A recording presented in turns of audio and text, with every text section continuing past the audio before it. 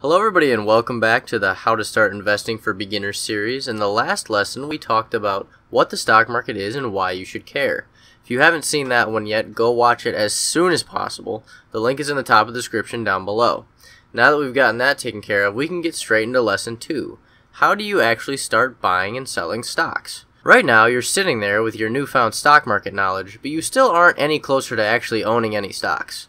Don't worry, that's what we're going to cover today. The very first thing you need to do now is open an account with an online stockbroker. In simple terms, a stockbroker is just a service that allows you to buy and sell stocks. Ones you may have heard of before include Robinhood, Webull, TD Ameritrade, Fidelity, Charles Schwab, and multiple more. At the end of the day, the broker you use is completely up to your preference and your experience level. For full disclosure, I currently have accounts with Robinhood and TD Ameritrade.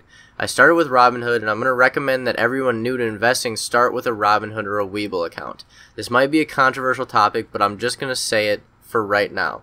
I'll leave links to both of those in the description, and since I have a Robinhood account, if you use that link, we'll both get a free stock.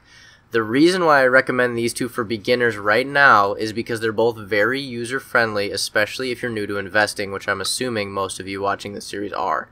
If you feel comfortable already and you want to start having potentially a bigger name, I guess, for the long term, then by all means go ahead and make an account with a TD Ameritrade or a Fidelity or one of those. Those platforms are fantastic and they offer lots of higher level analysis tools that you will start to use in the future. So just keep that in mind, that you also might be opening up an account with a TD Ameritrade or something like that in the future. So, are you ready to make an account? I hope you're excited, because this is a big first step. Here's what you're going to need to do this though. Gather your social security card, some sort of ID like a driver's license, and your bank account information to connect your bank once you make your stock account.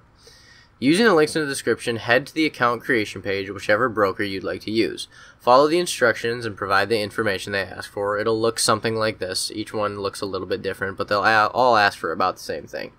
I will clarify that you do need to be 18 to actually open your own personal account. Otherwise, you'll have to open one under your parents, which you'll need them to help you with.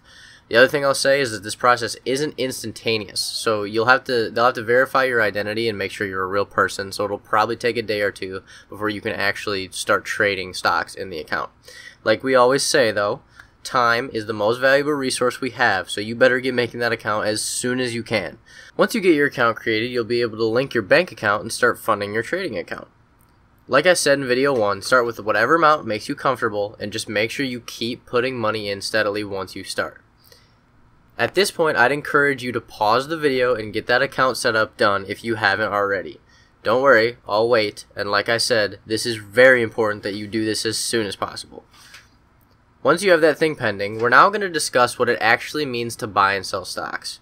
I'll say from experience that I didn't really have a good concept of what this process is like when I started. All I knew is that when I wanted a stock, I would go to buy it, and when I spent the money, then I got the stock. This seems pretty accurate enough, but I want you guys to understand what actually goes on here. So, imagine that you and a friend meet up at one of your houses.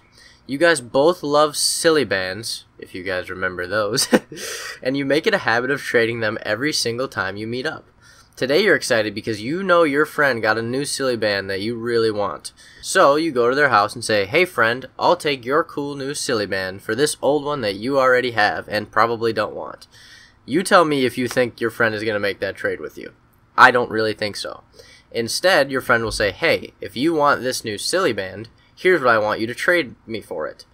This is extremely similar to how trading stocks actually works. In order for the purchase to be made, there must be a buyer and a seller. The buyer is you coming to the market with the hope of purchasing a stock. The seller is your friend, the owner of the stock that's looking to trade it in exchange for something else, in this case money. When the seller's price and the buyer's price match up, the deal is made. This is what's referred to as the bid-ask spread. The buyer submits the bid, or the price they'd like to buy it for. The seller submits the ask, or the price they'd like to sell it for, and if those two prices match, then a trade is executed. Pretty simple, right?